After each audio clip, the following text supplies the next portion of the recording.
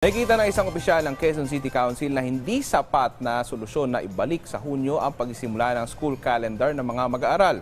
Iginiti Quezon City Ways and Means Committee Chairperson Councilor Wency Lagumbay na maayos na internet connectivity ang kailangan ng mga kabataan upang tuluyang maitaguyod ng maayos ang hybrid learning para sa mga mag-aaral sa panahon ng tag-ulan.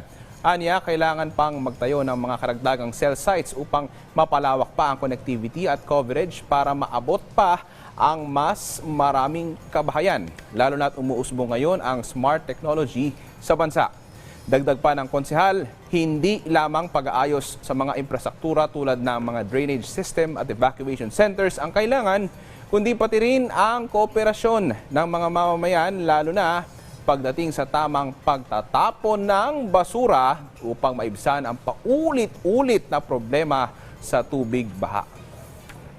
Because of the pandemic, we became already prepared. Nakita na po natin kung paano tayo naging hybrid in terms of education, di ba? So if ever, for example, that they would change it back to the old, nung panahon ko, na kung kailan yung summer vacation, starting from March to, and then June ang pasukan, it's okay din po. Una-una, if we go for hybrid, when it goes for hybrid, automatic connectivity ang pinag-uusapan dyan.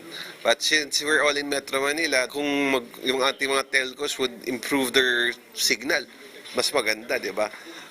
Mas magiging conducive for learning na rin yan, lalo na mga bata, equipped na rin naman talaga. So might as well use that the technology for such educational purposes.